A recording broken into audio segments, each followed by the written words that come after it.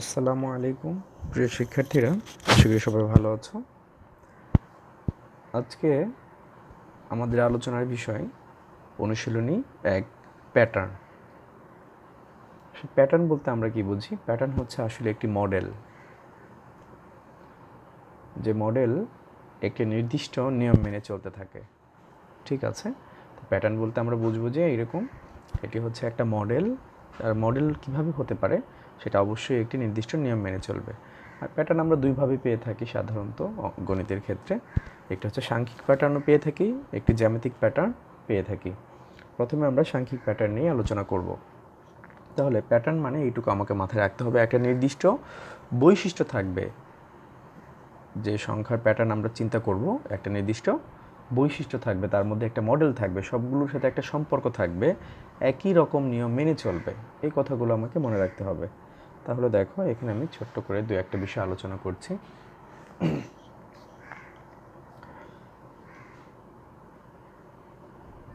ধরে নাও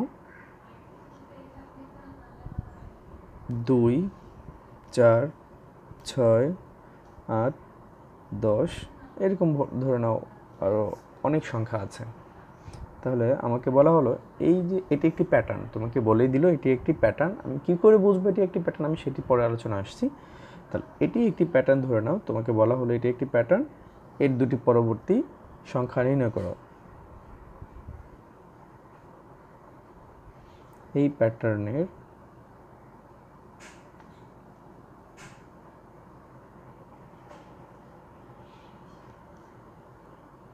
পরবর্তী দুইটি সংখ্যা নির্ণয় করো। আচ্ছা, তাহলে আমাকে তো আগে দেখতে হবে এটি কীভাবে প্যাটার্ন হয়েছে। আমি সরাসরি দেখো, মনে করো আমি অঙ্কের সমাধানটাই করছি ধরে নাও। তাহলে এখানে আমি যদি চিন্তা করি, তাহলে আমি আগে খুঁজে বের করব যে কীভাবে আসলে প্যাটার্ন হয়েছে কিনা। আমি অঙ্কের মাধ্যমে সেটা দেখিয়ে দিচ্ছি। তালিকার সংখ্যাগুলো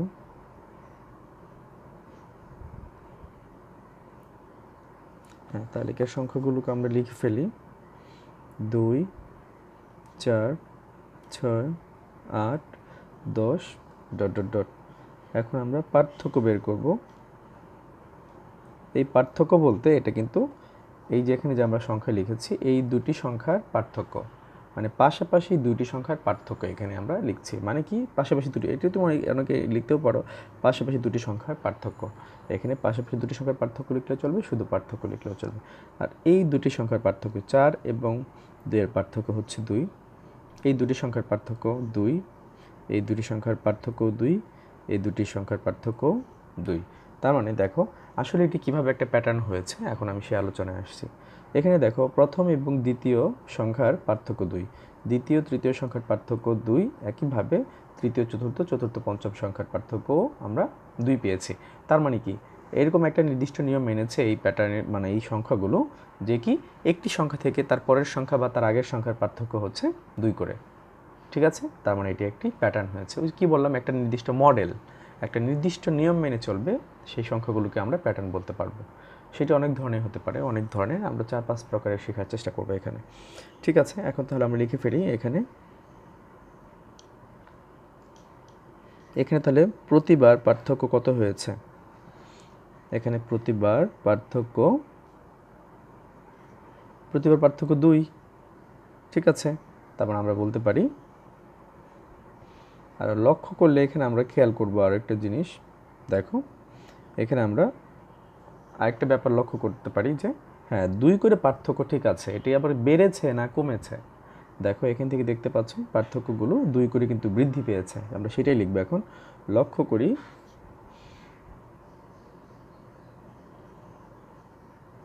প্রতিবার 2 করে বেড়েছে।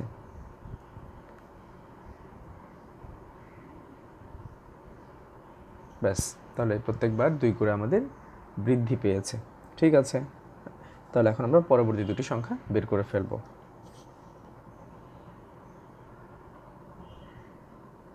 সুতরাং পরবর্তী দুইটি সংখ্যা তাহলে পরবর্তী দুটি সংখ্যা কী হবে? সর্বশেষ সংখ্যা ছিল 10, 10-এর সাথে কত বৃদ্ধি পাবে? 2 বৃদ্ধি পাবে, 12। একইভাবে এখনকার সংখ্যাটি হচ্ছে আমার 12, তো 12-র সাথে আবার কত করে বৃদ্ধি পাবে? 2 করে, তার মানে এই হচ্ছে 14। এই হলো আমাদের সবচেয়ে সহজ এক ধরনের প্যাটার্ন। তারপরে আমি আরেকটি প্যাটার্ন লিখছি। এখানে আমরা একটি প্যাটার্ন লিখেছি 7, 4, 1, 2, -2, -5। এখন ওই একই রকম আগের প্রশ্নটার মতোই যে এই প্যাটার্নের পরবর্তী দুটি সংখ্যা নির্ণয় করো। তোমাকে দুটি কেন, 2টি, 4টি, 5টি যা ইচ্ছে তাই বলা হোক না কেন, এটি একটি প্যাটার্ন বলে দিয়েছে, বলেছে তোমাকে এর পরবর্তী দুটি সংখ্যা নির্ণয় করো। তাহলে আমরা একইভাবে তালিকার সংখ্যাগুলো লিখে তারপর পার্থক্যটা বের করে নিচ্ছি। এখানে আমরা দেখতে পাচ্ছি 7 থেকে 4-এর পার্থক্য 3, 4 থেকে 1-এর পার্থক্য 3। একইভাবে 1 এবং -2-এর পার্থক্য 3, -2 এবং 5-এর পার্থক্য 3। এখন অনেকে এখানে কনফিউজড হতে পারো যে আসলে পার্থক্যটা এইখানে মাইনাসের সংখ্যা থাকলে আমি কী করে বের করব। হ্যাঁ, আমি এখানে এটিও বুঝিয়ে দিচ্ছি। দেখো, সবসময় পার্থক্যটা আমরা বড় সংখ্যা থেকেই বের করতে থাকবো, ছোট সংখ্যাকে বিয়োগ করে। তাহলে 1 এবং -2-এর মধ্যে পার্থক্য, বড় সংখ্যা হচ্ছে 1, তাহলে 1 থেকে তুমি বিয়োগ করে দাও -2, তাহলে মাইনাস মাইনাসে প্লাস হবে, 1 আর 2-এ 3 হবে। একইভাবে -2 এবং -5-এর মধ্যে -2টা বড়, এখান থেকে তাহলে ছোট সংখ্যাটি বাদ দিয়ে দাও -5-কে, তাহলে এটা -2 আর এটা হচ্ছে মাইনাসে +5, +5 থেকে যদি -2 চলে যায় 3 থাকবে। এইভাবে আমরা পার্থক্যটা বের করেছি। এখন আমরা তাহলে লিখে ফেলি যে এখানে প্রতিবার পার্থক্য 3, কিন্তু একটি জিনিস এখানে খেয়াল করো, আগের অঙ্কটিতে আমাদের পার্থক্য 2 করে বৃদ্ধি পেয়েছিল, এখন কিন্তু দেখো পার্থক্য এখানে 3 করে কি হয়েছে? হ্রাস পেয়েছে, কিন্তু 7 থেকে 4 হয়েছে, 4 থেকে 1, তাহলে আমরা এটা বলব 3 করে হ্রাস পেয়েছে। তাহলে পরবর্তী দুটি সংখ্যা কি হচ্ছে? তাহলে পরবর্তী দুটি সংখ্যা হচ্ছে আমার, তাহলে সর্বশেষ সংখ্যা ছিল -5, এখান থেকে এখন কমে যাবে, হ্রাস পেয়েছে কিন্তু, তাহলে 3 করে বিয়োগ করে দাও, -3, তাহলে এটা হচ্ছে -8। এখন সর্বশেষ সংখ্যাটি হচ্ছে আমার -8, এটা থেকে আবার 3 কমে যাবে, কমে যাওয়া মানেই বিয়োগ, তাহলে হচ্ছে -11। এই হচ্ছে আমাদের আরেকটি অঙ্ক হয়ে গেল। ঠিক আছে, এরপরে আমরা পরবর্তী আরেকটি অঙ্কেতে চলে যাব।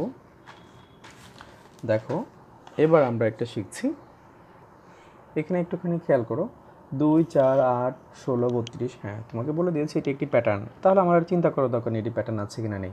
আমাকে বলেছে পরবর্তী দুটি সংখ্যা বের করতে, 4টি বলতে পারে, এগুলো আগেই বলেছি। তাহলে এখন আমরা এখানে কি করব? আমরা সবসময় একটা জিনিস খেয়াল করবো, এখানে দেখো, তুমি কিন্তু আগের দুটি অঙ্ক যখন পার্থক্য নির্ণয় করেছো, সেখানে আমরা একটা জিনিস এখানে খেয়াল করতে পেরেছি, এইরকম যে দেখা গিয়েছে 2 থেকে 4, 4 থেকে আবার 8 হয়েছে, বিয়োগ করলে দেখো 2 হচ্ছে না, এখানে পার্থক্য 2 হয়, এখানে 2, 4 হয়, এখানে আবার কত হয়? 8 হয়। 16 থেকে 32, এখানে আবার 16 হয়ে যাচ্ছে। কিন্তু আরেকটা জিনিস খেয়াল করে, এখানে আমরা একটা জিনিস লক্ষ্য করতে পারছি যে 2-এর দ্বিগুণ হচ্ছে 4, 4-এর দ্বিগুণ হচ্ছে 8, 8-এর দ্বিগুণ হচ্ছে 16, 16-এর দ্বিগুণ 32। তার মানে এখানে সংখ্যাগুলো কীভাবে আছে আসলে? মানে একটি সংখ্যা আরেকটি সংখ্যার দ্বিগুণ করে বেড়ে গিয়েছে। তাহলে আমরা এখানে সেটি লিখে দেব, যেটি বলছিলাম। তাহলে এখানে প্রতিবার সংখ্যাগুলো দ্বিগুণ করে বেড়েছে, তাহলে পরবর্তী দুটি সংখ্যা কী হবে? সর্বশেষ সংখ্যা ছিল 32, তাহলে 32 সাথে 2 গুণ হয়ে যাবে 64, এখন সর্বশেষ সংখ্যাটি হচ্ছে 64। আবার এর পরের সংখ্যাটা কী হবে? এর চেয়ে দ্বিগুণ হয়ে যাবে, তাহলে গুণ 2 কত হচ্ছে? 128। ঠিক আছে, এই হচ্ছে আমাদের আরেক ধরনের প্যাটার্ন আমরা শিখেছি। এখন আমরা আরেকটি প্যাটার্ন শেখার চেষ্টা করছি, খেয়াল করো। এখন আমরা একটা প্যাটার্ন লিখি, 1, 3, 7, 13, 21 একটি প্যাটার্ন লিখেছি। তোমাকে ধরো বলে হলো যে পরবর্তী দুটি সংখ্যা নির্ণয় করো, ব্যাস সমাধান আমরা শুরু করেছি। তালিকার সংখ্যাগুলো লিখে নিয়েছি, এখন আমরা পার্থক্যটা বের করে নিচ্ছি। 2, 3 আর 4-এর পার্থক্য, 7-এর পার্থক্য 4, 7 এবং 13-এর পার্থক্য 6, 13 এবং 21-এর পার্থক্য 8।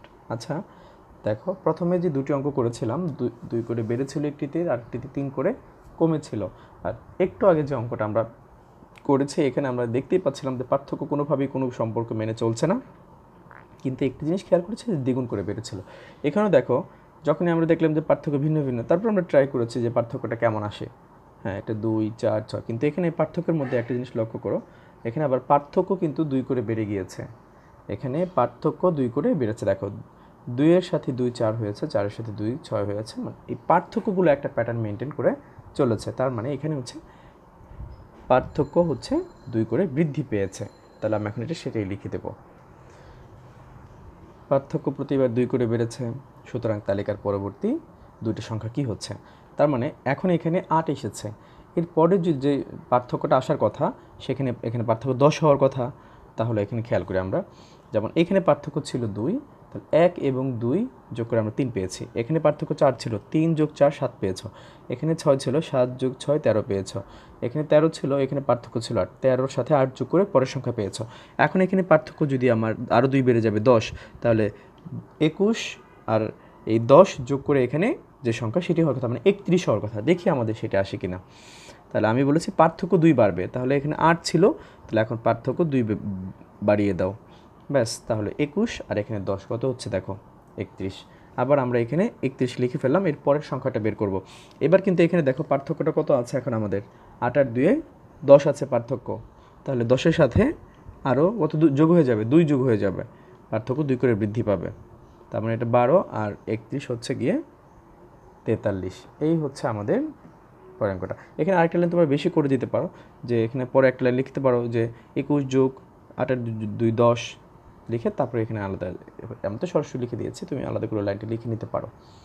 ওকে, এরপরে আমরা আরেকটি প্যাটার্ন দেখার চেষ্টা করি। আমরা একটি প্যাটার্ন এখানে লিখে নিয়েছি যে 0 1 1 2 3 5 8 13। হ্যাঁ, আমি এখানে একটু মুখোমুখি হিসাব করব। দেখো এখানে পার্থক্য হচ্ছে 1, আর এখানে দুইটা পার্থক্য 0, এখানে আবার 1, এখানে 1, মানে পার্থক্যটা যেন কেমন।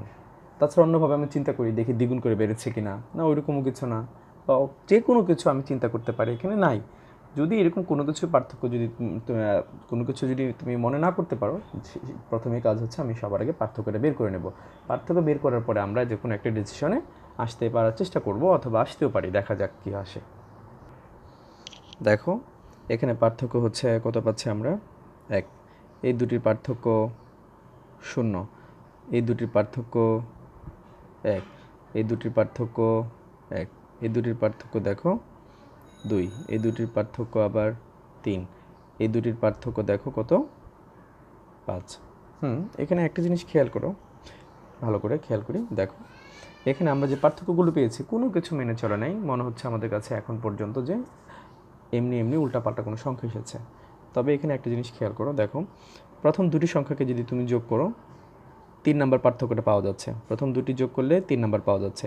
একইভাবে এই দ্বিতীয় তৃতীয় যোগ করলে পরেরটা পাওয়া যাচ্ছে। একইভাবে এটা আর এটা যোগ করলে দেখো তারপরটা পাওয়া যাচ্ছে। সেম 1 আর 2 মিলে 3, 2 আর 3 মিলে 5। তাহলে এখানে আমরা দেখি তাহলে কি এরকম কোনো সম্পর্ক আছে কিনা। দেখো প্রথম দুটি সংখ্যা যদি যোগ করে দাও তৃতীয় সংখ্যা পাওয়া যাচ্ছে। আবার দেখো 2 আর 3 যদি যোগ করে দাও তাহলে চতুর্থ সংখ্যা পাওয়া যাচ্ছে 2। আবার দেখো এখানে এই 1 আর 2 যদি যোগ করে দিই আমরা এই সংখ্যাটা পাচ্ছি 3, ঠিক আছে। এবার 2 আর 3 যোগ করলে দেখো 5 পাচ্ছ, 3 এবং 5 যোগ করলে 8 পাচ্ছ, 5 8 যোগ করলে 13 পাচ্ছ। তার মানে আমরা সংখ্যাগুলো এমনভাবে এখানে পাচ্ছি যে কোনো দুটি সংখ্যা যোগ করলে তারপরে সংখ্যা পাওয়া যায়।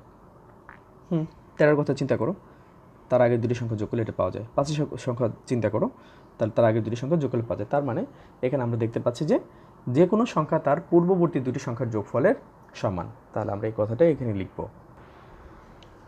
এখানে যে কোনো সংখ্যা তার পূর্ববর্তী দুটি সংখ্যার যোগফলের সমান। এখানে আমরা যদি পার্থক্যটা বের না করতাম এই অঙ্কটার ক্ষেত্রে তবু কিন্তু হয়ে যেত, কারণ পার্থক্য আমি বের করেছি আমার ইচ্ছে মতো, যদি বের না করি তবু কিন্তু আমি এখানে দেখতে পাচ্ছি। তাহলে পরবর্তী দুটি সংখ্যা কী হবে বলেছি, যে কোনো সংখ্যা তার আগের দুটি সংখ্যা, তার মানে এর পরের সংখ্যাটি কী হবে, 13-এর পরের সংখ্যাটি হবে 8 এবং 13 এর যোগফলের সমান। কত হচ্ছে 21। এখন দেখো এইখানকার যে সংখ্যা আমরা এখন 21 পেয়েছি, আরও একটি সংখ্যা বের করতে বলেছে, তাহলে 21-এর পরের সংখ্যাটি কী হবে, তাহলে 21 এবং তার আগেরটা যোগ করে দাও। তাহলে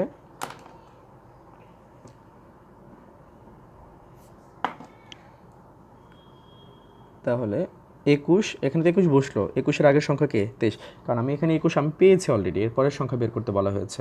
তাহলে 21 আর 13 যোগ করলে যা হবে সেটা আমরা এখন এখানে বসিয়ে দেব। তাহলে 21 এবং 13 যোগ করলে আমরা পাচ্ছি 4 3 34। এই হচ্ছে আমাদের আরেকটি ধরনের প্যাটার্ন। তবে এই সংখ্যাগুলোকে বলা হয় ফিবোনাক্কি সংখ্যা। এই যে আমরা যে সংখ্যাটা লিখেছি এখানে, ঠিক আছে, এগুলোকে বলা হয় ফিবোনাক্কি সংখ্যা। পরীক্ষায় এটাও অনেক সময় এসে থাকে যে ফিবোনাক্কি সংখ্যা কি, ফিবোনাক্কি সংখ্যা। তার মানে এখন যে প্যাটার্নটা শিখেছি এগুলো হচ্ছে একটা ফিবোনাকি সংখ্যার প্যাটার্ন।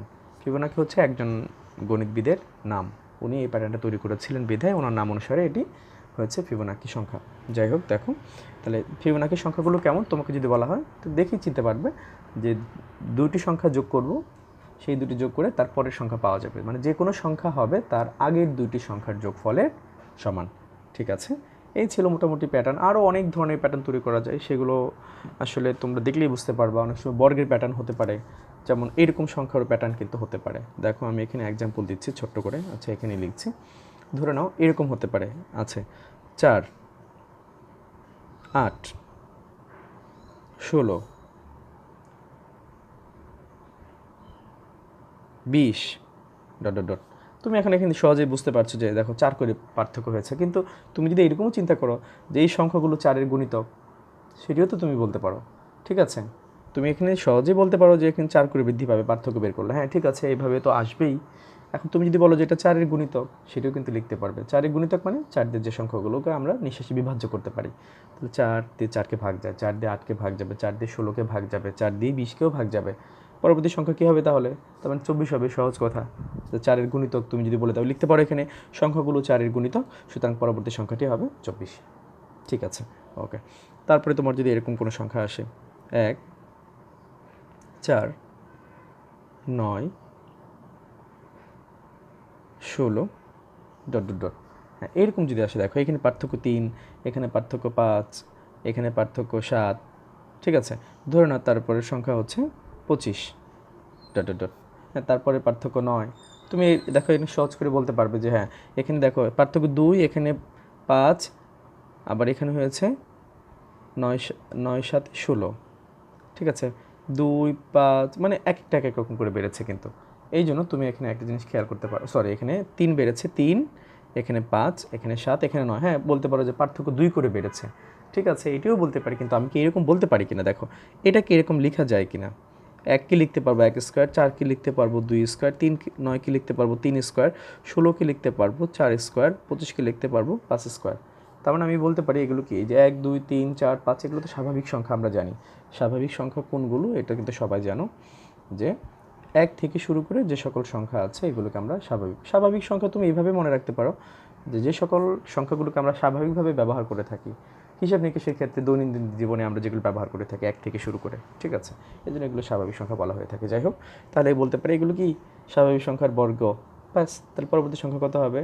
6 স্কোয়ার মানে কত হবে? 36 হবে। সহজ করে কিন্তু বলতে পারি। এই ধরনের বহুত প্যাটার্ন আছে, তৈরি করা যায়, ইচ্ছে মতো প্যাটার্ন তৈরি করা যায়, এক এক রকম। এগুলো নিয়ে বেশি মাথা ঘামানোর দরকার নেই। আমরা শুধু শিখব যে বেসিক জিনিসগুলো যতটুকু আমাদের জানার দরকার। হ্যাঁ আমরা কিন্তু বুঝে ফেলেছি যে কীভাবে এই প্যাটার্ন তৈরি করতে হয়।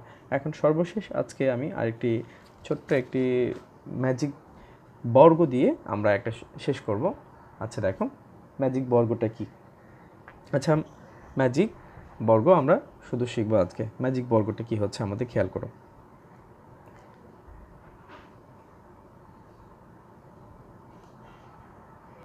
দেখো ম্যাজিক বর্গ হচ্ছে মানে এটি একটি বর্গ।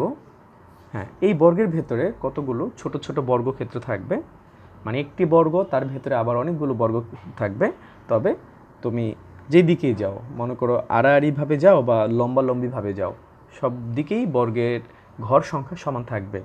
হ্যাঁ ঠিক আছে, ধরে নাও আমি এখানে একটি ম্যাজিক বর্গ আঁকছি, 3 ক্রমের ম্যাজিক বর্গ। যদিও আমার ম্যাজিক বর্গ একটু আয়তাকার হয়ে গিয়েছে, যাই হোক।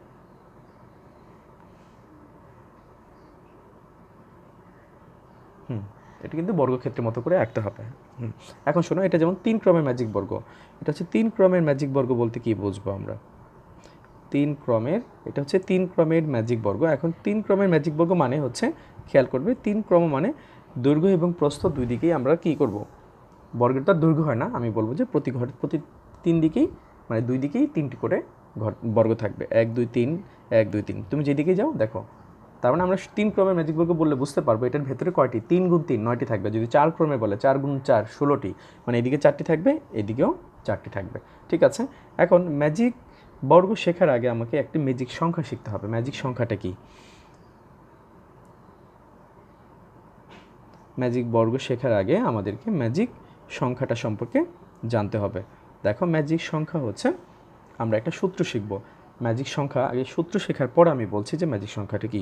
ম্যাজিক সংখ্যার সূত্র হচ্ছে ক ইন্টু ক স্কোয়ার যোগ 1 ডিভাইডেড বাই 2। ঠিক আছে, এখন ম্যাজিক সংখ্যাটা কি বলতে পারছি আমরা। দেখো ধরে নাও এখানে আমি 3 ক্রমের যেহেতু বলছি এখানে, তাহলে 3 ক্রমের দিয়ে শুরু করছি। তো ক এর মান তুমি 3 বসিয়ে দাও। আচ্ছা, ক এর মান যদি এখানে আমি 3 বসিয়ে দিই, এখানে আমি রাফ করছি, দেখো 3 যদি বসিয়ে দিই তাহলে কি পাচ্ছি, 3 স্কোয়ার যোগ 1 ডিভাইডেড বাই 2। তাহলে 3 3 9 রেখে 10, 10কে যদি 2 দিয়ে ভাগ করে 5, 3 5 15 পাচ্ছি। ঠিক আছে, তার মানে এইটুকু ক্যালকুলেশন করে আমরা পেয়েছি 15। তাহলে এই যে আমরা পেয়েছি 15, তাহলে আমাকে এটি খেয়াল করতে হবে আমি যেই দিক থেকেই যোগ করি না কেন, এই যে আমি এখানে ভেতরে এমনভাবে সংখ্যাগুলো স্থাপন করব, যেটি বলি না কিন্তু, মানে ম্যাজিক বর্গ মানে কিন্তু এখানে আমরা সংখ্যা স্থাপন করব, সেখানে যেন এই যেই দিক থেকে আমরা যোগ করি, 3টি করে ঘর আছে, তুমি যেই দিকেই যোগ করো পাশাপাশি যোগ করো, ঠিক আছে, লম্বালম্বি যোগ করো, ওকে, এবং কোনাকুনি এই যেদিকে যোগ করি না কেন আমরা 15 সংখ্যাটিই পাবো। তাহলে সেটা আমরা বলবো যে ম্যাজিক বর্গ। কেমন দেখো, মানে এই দিকে যোগ করলে আমরা কত পাবো বলেছি 15। আবার দেখো যখন প্রত্যেকটা ঘরে কিন্তু এই 3টে এইদিকে ঘর যোগ করে 15 পেতে হবে, এইদিকে যোগ করেও আমরা 15 পাবো। আবার এই লম্বালম্বি যদি চিন্তা করো, এইদিকে যোগ করেও আমরা 15 পাবো, এইদিকে যোগ করেও আমরা 15 পাবো, এটা এই কলামটা যোগ করেও আমরা 15 পাবো, মানে সারি বা কলাম যাই যোগ করে না কেন। সাথে আমরা যদি এই আড়াআড়ি কোনাকুনি যেটা আছে, এই কোনাকুনি যদি যোগ করি তবু কিন্তু আমাদের কত আসবে 15। ঠিক আছে, আবার আমরা যদি এই আড়াআড়ি যদি যোগ করি তবু কিন্তু আমাদের কত আসবে 15। তাহলে আমরা এটিকে একটি ম্যাজিক বর্গ বলতে পারবো। তার মানে হচ্ছে ম্যাজিক বর্গ এমন একটি বর্গ যার ভেতরে আড়াআড়ি বা লম্বালম্বিভাবে সমান সংখ্যক বর্গ থাকবে এবং সেই বর্গগুলোর মধ্যে এমনভাবে সংখ্যা বসে থাকবে, এমনভাবে সংখ্যা স্থাপন করা হয় যে আমরা আড়াআড়ি, লম্বালম্বি এবং কোনাকুনি যেদিকে যোগ করি না কেন সব দিকে একই রকম সংখ্যা পাওয়া যায়, সেটি হচ্ছে ম্যাজিক বর্গ। আর ম্যাজিক সংখ্যাটা তো বলেইছি, ম্যাজিক সংখ্যাটা হচ্ছে যেদিকে যোগ করো সবগুলো এক সমান হতে হবে। যেমন 3 ক্রমের ম্যাজিক সংখ্যা 15 পেয়েছো, এখন আমরা এখানে 3 ক্রমের ম্যাজিক সংখ্যা শুরু করব। 3 ক্রমের ম্যাজিক সংখ্যা দেখো আমরা শুরু করছি। 3 ক্রমের ম্যাজিক সংখ্যাটা অবশ্যই একেবারেই সহজ, তারপর আমি এটা বলছি। একেবারে দেখো এইদিকে বিজোড় সংখ্যা যেহেতু, তাহলে মাঝে আমি একটা ঘরকে সিলেক্ট করতে পারি, এটিকে আমরা 1 বসিয়ে নিচ্ছি। এখন ধাপগুলো খেয়াল করো, তাহলে ধাপগুলো কি,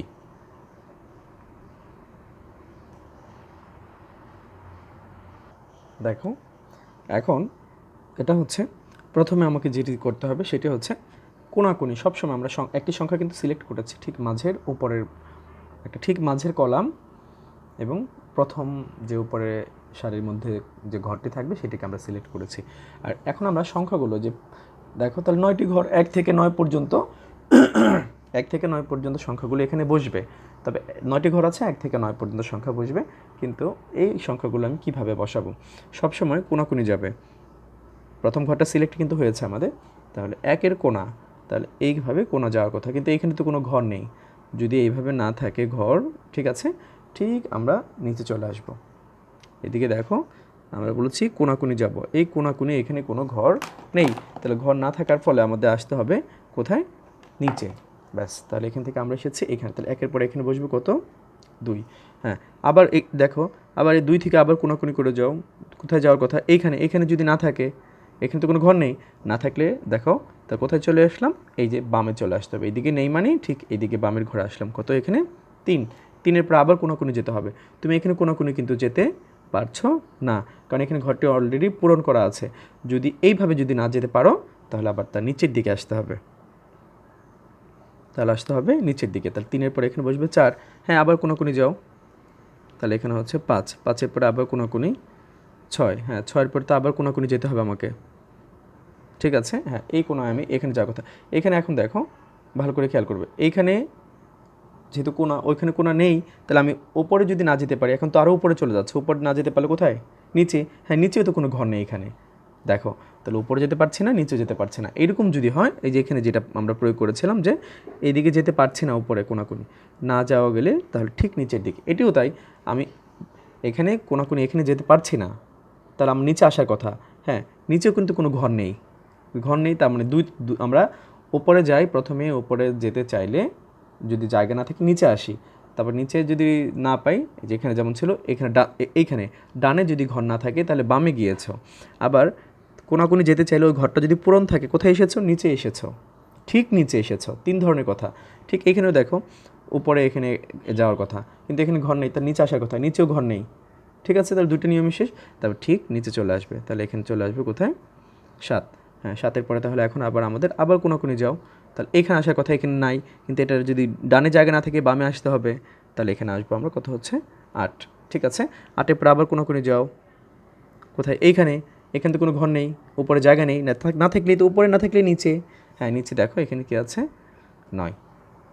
ঠিক আছে, তাহলে এখন আমি একটুখানি যোগ করে দেখো। 6 7 13 2 15, 8 5 13 2 15, 9 10 5 15, 8 3 11 4 15, 9 2 11 4 15। যেদিকে যোগ করছো না কেন সব দিকে আমরা এখানে পাচ্ছি 15 করে পাচ্ছি। ঠিক আছে, প্রত্যেক দিকে আমরা 15 পাচ্ছি। এখন আমি কথাগুলো আবার রিপিট করছি ম্যাজিক সংখ্যা নিয়ে। দেখো, ম্যাজিক সংখ্যার ম্যাজিক বর্গটা নিয়ে কোন দিকে কী করেছি, এখানে 3টে কথা তুমি খেয়াল করে রাখলেই মোটামুটিভাবে চলবে। দেখো, আমরা এখানে 3টে কথা মনে রাখতে পারি। দেখো, সবার এখানে শুরু করেছো। দেখো, আমরা বলেছি উপরে যদি, এটা হচ্ছে উপরে যদি না যেতে পারো নিচে, ডানে না যেতে পারলে বামে, খালি না থাকলে ঠিক নিচে। 3টে কথা মনে রাখবো। তাহলে দেখো, এখান থেকে শুরু করেছিলাম, যখন আমরা উপরে যাচ্ছি, উপরে যেতে পারছি না, না উপরে যদি না পারো তাহলে নিচে আসতে হবে, নিচে এসেছি 2। 2-এর পরে আবার এই কোনাকুনি এখানে, তাহলে ডানে, ডানে জায়গা নেই, মানে কোথায় আসতে হবে? বামে, বামে এসেছি। এখন এটার পরে দেখো, এই কোনা যাওয়ার কথা ছিল, কিন্তু এখানে কি আছে? খালি নেই, এই যে খালি নেই, খালি যদি না থাকে তাহলে ওখান থেকে ঠিক নিচে 4। আবার দেখো, কোনাকুনি যাচ্ছি, এখানে যাচ্ছি, এইখানে খেয়াল করো, এখানে কি হচ্ছে? উপরে। হ্যাঁ, উপরে না যেতে পারলে কোথায় আসতে হবে? নিচে। হ্যাঁ, নিচেও কোনো ঘর নেই। ঠিক আছে, যদি ঘর না থাকে, এরকম ব্যতিক্রম হলে তাহলে কোথায় যাচ্ছি আমরা? তাহলে তার ঠিক নিচে আসছি। হ্যাঁ, আবার এখান থেকে এখানে গিয়েছো ডানে, ডানে জায়গা না থাকলে কোথায়? বামে, বামে থেকে এখানে কোনাকুনি জায়গায় উপরে, উপরে জায়গা না থাকলে কোথায় এসেছো? নিচে। ঠিক এই নিয়মগুলো আমরা ফলো করবো ইনশাল্লাহ ম্যাজিক বর্গের জন্য, ম্যাজিক সংখ্যা দিয়ে বের করার জন্য। ঠিক আছে, আজকে এই পর্যন্ত। নেক্সট ক্লাসে আমরা ইনশাল্লাহ বাকি যা আছে শিখে ফেলবো। ভালো থাকবে সবাই, আল্লাহ হাফেজ।